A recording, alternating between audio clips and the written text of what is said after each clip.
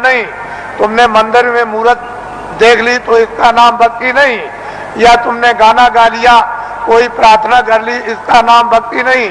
जो महापुरुष आदेश दे उसका तुम पालन प्यार से करो, इसको कहते हैं भक्ति। यह है भक्ति। हमने राम को नहीं देखा, हमने कृष्ण को नहीं देखा, हमने तुलसीदास को नहीं देखा, हमने मोहम्मद साहब को नहीं देखा, हमने ईसा मसीह को नहीं देखा, हमने पैगंबरों को नहीं देखा, हमने योगियों को नहीं देखा, ऋषि मुनियों को नहीं देखा, तो आप किसका पालन करोगे? रामायण समझ में आती नहीं, गीता समझ में आती नहीं, कुरान समझ में आती नहीं। अगर समझ गए होते तो रहम ना आ जाता, फिर जालिम तो नहीं रहते, हृदय में दया नहीं आ जाती, निर्दयी तो नहीं रहते, लेकिन वो तो तुम्हारी समझ में आता नहीं। तो भक्ति नाम है आदेश का पालन। जो आदेश का पालन कर लेगा वो तो महात्मा बड़े दूर के देखने वाले होते हैं। वो धीरे धीरे धीरे धीरे धीरे धीरे चारों तरफ से जाल डालकर और ऐसा तुमको फंसा लेंगे, पहले कुछ नहीं बोलेंगे, धीरे से फिर फंसा लेंगे, और जब शिकंजे में आ गए तब फिर ठीक करेंगे। वो बड़े होशियार होते हैं, वो इस तरह से ठीक करते हैं जैसे एक भृंगी एक झींगुर को पकड़ते ही फौरन उसने मूंछ काट डाली बिल्कुल, और टांग काट दी, उसके पर को काट दिया और बिल्कुल उसको संपुट कर दिया कि अब ना उड़ सकता है न चल सकता, बिल्कुल करके बराबर कर दिया उसको एकदम, और उसको पकड़ लिया और ले गया और छेद पर अंदर की तरफ सुराग में बैठा दिया, और दरवाजे पर बैठ करके भृंगी बस फिर आवाज देता है 24 घंटे। जब उसने भृंगी ने आवाज दिया 24 घंटे के अंदर, तो उसने अपनी सारी शक्ति को झींगुर में भर दिया, तो पर भी जमे आए, उसके पैर भी जमे आए, उसकी मूछें भी जमे आई, और बस 24 घंटे के बाद जो निकला तो फौरन उसने दूसरे को पकड़ा और उसको संपुट कर दिया। तो महात्मा बड़े होशियार होते हैं, तुमको नहीं मालूम कि वो कैसे पकड़ते हैं, आपको कुछ नहीं पता, जानते ही नहीं हो। इसलिए आप ये मत समझो ये सूखा सत्संग नहीं है। आपने कल देखा अपनी आंखों से कि 4 बजे से लाइन लग गई और सारी रात जाड़े में बैठे रहे, तो आपको ये जानना चाहिए कि सारी रात जगह एक तपस्या की, ऊपर से सर्दी थी और लाइन में धीरे धीरे बैठ करके खिसके हैं, धीरे धीरे आए और लाइन अभी तक लगी हुई है। अगर इसको देख करके तुमको अगर कुछ भी देश का और तुमको धर्म का और अध्यात्मवाद का और मोहब्बत प्यार और महात्मा फकीरों और सेवकों का अगर अनुभव नहीं होता है तो तुम्हारी बुद्धि जानवरों से भी गई गुजरी। फिर तो मैं ये कहूंगा कि जानवर ही अच्छे, आदमी अच्छा नहीं। इस दृश्य को आप देखिए, इस दृश्य को वैसे मेरे पास ऐसा रास्ता है कि मैं 4 ही घंटे में इसको निपटा दूं, लेकिन मैं ये दिखाना चाहता हूं कि देवियां कैसी बैठी हैं कतार लगाकर, पुरुष कैसे बैठे कतार लगाकर क्या इंतजारी कर रहे हैं, और इस ठंडी में किस तरह से तपस्या कर रहे बैठे हुए हैं, ये आपको दिखाना चाहते हैं। ये महात्माओं का गोपनीय राज है।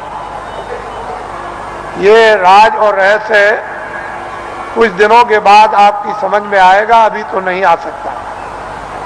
इसमें अगर आध्यात्मिकता का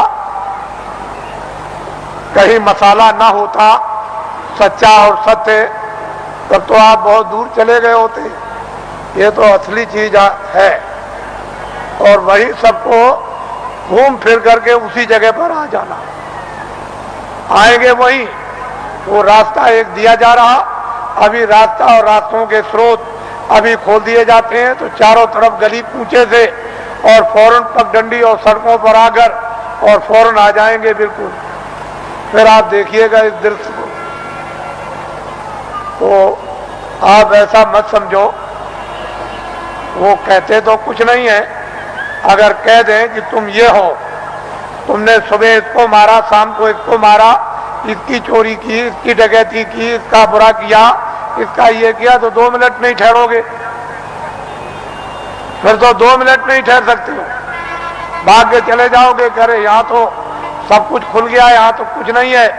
लेकिन वो धीरे से पोशीदा रखकर वो धीरे धीरे धीरे धीरे जब रास्ते पर ले आएंगे और बांध लेंगे तो कहेंगे, अरे बेटा, ये बच्चे, तूने बहुत कुछ कर लिया, ये काम किया है।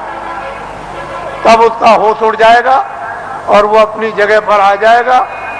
वो आदेश उसको मिलेगा, उसका पालन करेगा, उसका नाम है भक्ति। वाल्मीकि बदल गए, गंगा बदल गई, सदन कसाई बदल गए, और बड़े बड़े राजे और जिम्मेदार बदल गए, और डाकू और बदमाश बदल गए, बड़े लुच्चे और लफंगे बदल गए। महात्माओं के पास पहुंच करके बदल जाते, और बड़े बड़े सिद्ध हो गए, और बड़े ज्ञानी हो गए, और त्रिकालदर्शी हो गए, और जो इतिहास बना दिया उसको अभी तक कोई काट नहीं सका।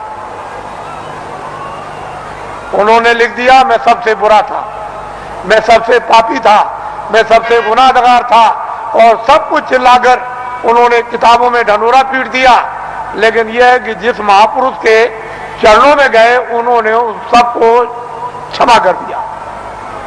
उसके बाद में मसाला है, जड़ी है, औषधि है, बूटी है, उसको लगा करके और सबको धो डाला, तब उसको स्वच्छ और साफ और निर्मल और शुद्ध और पवित्र है उसको कर दिया।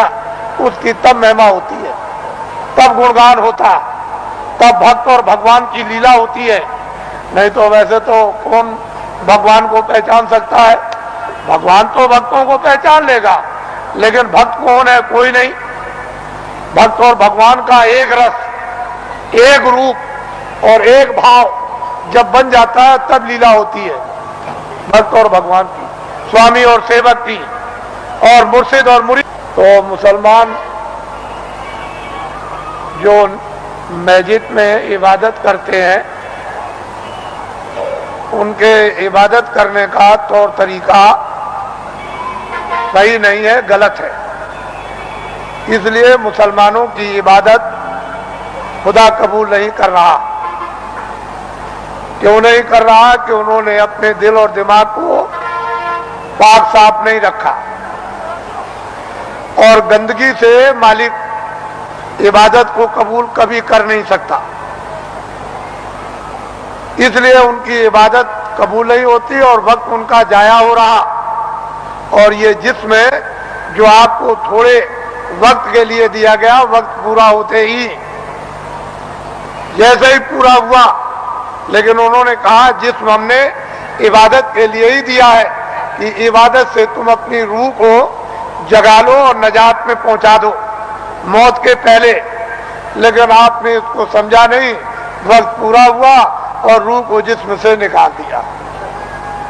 जिस तरह से हिंदू की जीवात्मा निकाली जाएगी, उसी तरह से मुसलमान की रूह निकाली जाएगी, और फैसला दोनों का एक ही तख्त पर होता है, अलग अलग नहीं। वहां न कोई हिंदू है न वहां कोई मुसलमान। वहां तो जो भी तुमने अच्छे और बुरे जो काम किए वो वहां पर हैं और उसी का इंसाफ हो जाएगा। वहां किसी शहादत और गवाही की जरूरत नहीं। ये सब कुछ है, महात्माओं को, महान आत्माओं को ये सब दिखाई देता है।